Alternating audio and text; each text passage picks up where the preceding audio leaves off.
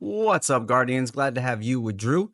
I posted a video a couple days ago of a build based around the exotic armor piece Moth Keeper's Wraps, and I appreciate everyone that came to the channel and watched it. I was noticing in the comments that people were requesting some gameplay of how when we take these abilities, aspects, and artifacts, mix them all together, how we can maximize this build to its fullest potential to crush our enemies. So let's jump right into it. First thing I want to point out is when you throw these moths, they come out in sets of two. So I throw it over here, we get a group of enemies destroyed, but the next moth is still going to fulfill its duty of finding something to do and track all the way over here, taking these enemies out. Having a brilliant mind of their own, but also not only looking to seek destruction, but also having an opportunity to heal us or our teammates with a void overshield is another thing that takes this build and its creativity and possibilities to endless matters. I find myself finding new things to try and test every day. One in particular would be wall banging these grenades. As you can see here, the moth immediately provides me with a void overshield, while the other comes out and attacks the closest enemies that it finds.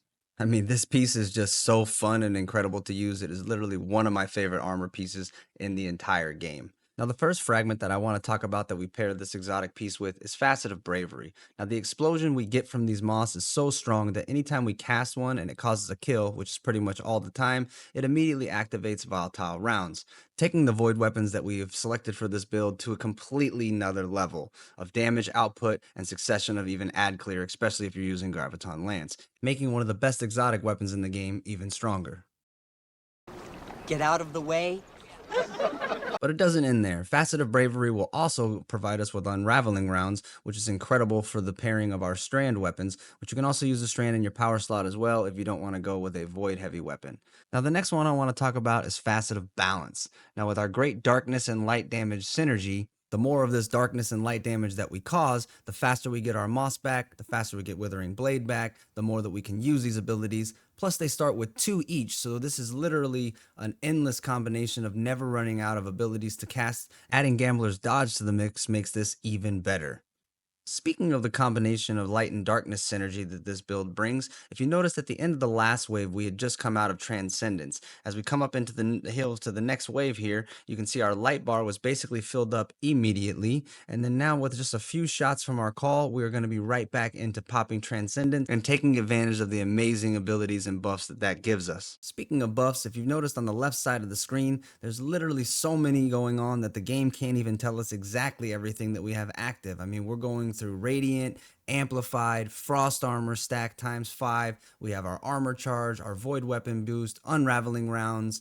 I mean, this is just absolutely amazing and incredible. You saw there, one quick Withering Blade is going to keep that Unraveling Rounds going. We're popping Transcendence again, and we are just literally slaying out on enemies with the Tethered Blast selected from our artifact. That is just amazing to shoot with the call and have this damage and fireworks just explode. We are absolutely shredding out right here, and then boom, we are immediately back to full health with that quick dodge over an orb that we've created, which we are generating so many orbs with this build, and also dominating champions like they are nothing. Every single piece of arsenal that we bring to the table with this build has us prepared for any champion that we encounter. Our dodge, our grenade, our withering blade, it all is there to the table for us to just dominate champions left and right. As you can see here in the gameplay, barrier champions, unstoppable champions, it does not matter. Throwing in Facet of Courage are going to have our moss do increased damage to targets that have been afflicted with darkness debuffs, and we are doing a ton of darkness debuffs with this build.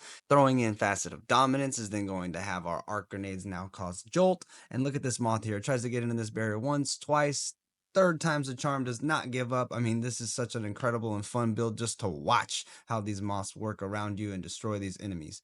Now with our survivability facets that we're bringing in as Facet of Purpose and Facet of Protection, we are literally standing in the middle of a boss room right now with absolutely no worries about dying. The artifacts that we're throwing on top of this being Galvanic Armor, because we have a Prismatic subclass equipped. Incoming damage from enemies is reduced when we're amplified. To get amplified, we just need multi-kills with Arc, and that's going to happen all the time with these moths. And then we're also throwing in Shield Crush, which anytime we have Frost Armor, which is, as you can see on the left side of the screen, is all of the time. Our Withering Blade is going to cause more damage. It rejuvenates faster, and while we're amplified or radiant, which is all the time, our grenade recharges faster and does even more damage. I mean, this is absolutely insane. Prismatic is an absolute game changer to this game to me. It's why it's brought me back and hooked me in, because you can change all the ways that you put a build together off of a piece of exotic armor, and just changing 1 to 2 things can just create an entirely different world of possibilities.